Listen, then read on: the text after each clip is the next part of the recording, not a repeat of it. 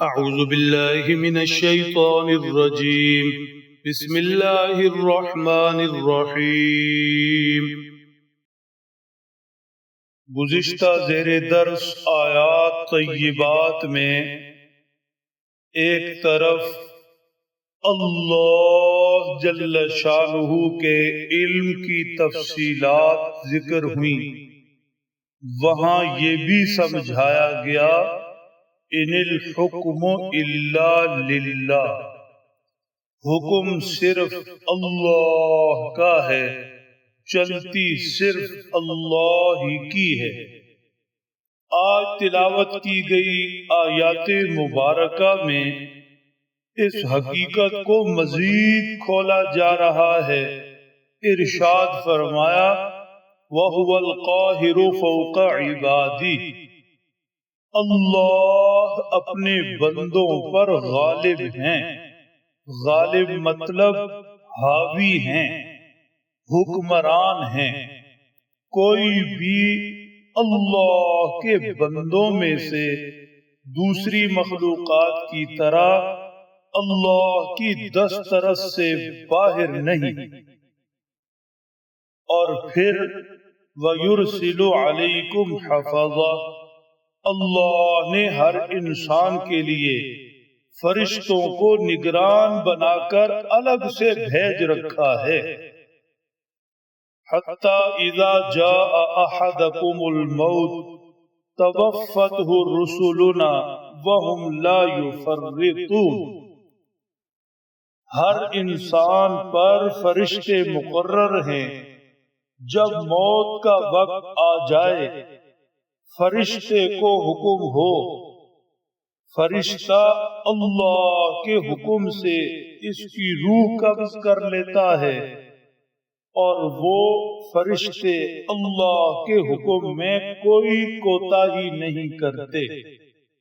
نہ تو کوئی ان فرشتوں سے بھاگ سکتا ہے اور نہ وقت مقررہ آگے پیچھے ہو سکتا ہے۔ ثم ردوا الى اللہ مولاہم الحق، پھر جن کی روحیں قبض کی جاتی ہیں انہیں اللہ کی طرف لوٹایا جاتا ہے، رب تعالی تک پہنچا دیا جاتا ہے۔ قبض کرنے کے بعد، روح لینے کے بعد، یہی فرشتے جب حکم ہوگا بندوں کو اللہ کی طرف لوٹائیں گے۔ کس کی طرف؟ مولاہم الحق، سچے مالک کی طرف۔ اور یہ بھی دل میں بٹھا لو، الا لہ الحکم، اللہ ہی کا حکم ہے، صرف اللہ ہی کا فیصلہ چلے گا۔ وَهُوَ أَسْرَعُ الْحَاسِبِينَ، ساری انسانیت، سارے بندے رب تعالیٰ کے حضور پیش ہوں گے، سب کا حساب ہوگا۔ تو ایسے نہیں کہ ساری دنیا کے انسانوں کے حساب میں کوئی زمانے لگ جائیں گے، ہرگز نہیں۔ اللہ بہت جلد حساب لینے والے ہیں، پلک جھپکتے ہی پوری انسانیت کا حساب ہوگا، جنت دوزخ کے ایمان و اعمال کے مطابق فیصلے ہوں گے۔ اگلی دو آیات میں اللہ سبحانہ و تعالی اپنی ذات پاک کی طرف متوجہ فرماتے ہیں، توحید کی دعوت دیتے ہیں۔ ارشاد فرمایا قُلْ مَن يُنَجِّيكُم مِّن ظُلُمَاتِ الْبَرِّ وَالْبَحْرِ، ہمارے حبیب مکرم صلی اللہ علیہ وسلم آپ ان سے پوچھیں، جب تم کہیں جنگل میں یا دریا میں جاتے ہوئے پھنس جاؤ، پھر تم اللہ کو علانیہ گڑ گڑا کر اور چھپ چھپ کر پکارتے ہو، تو ایسے میں تمہیں اس تکلیف سے کون بچاتا ہے؟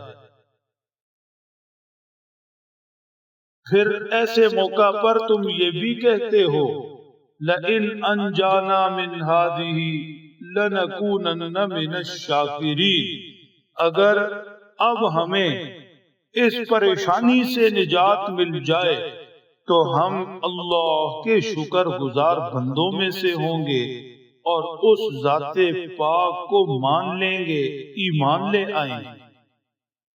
لیکن جب اس پریشانی سے اور تکلیف سے نکل جاتے ہو تو پھر روگردانی کرتے ہو، منہ پھیرتے ہو، اللہ پر ایمان لانے سے انکار کرتے ہو، بتوں کی طرف بھاگتے ہو۔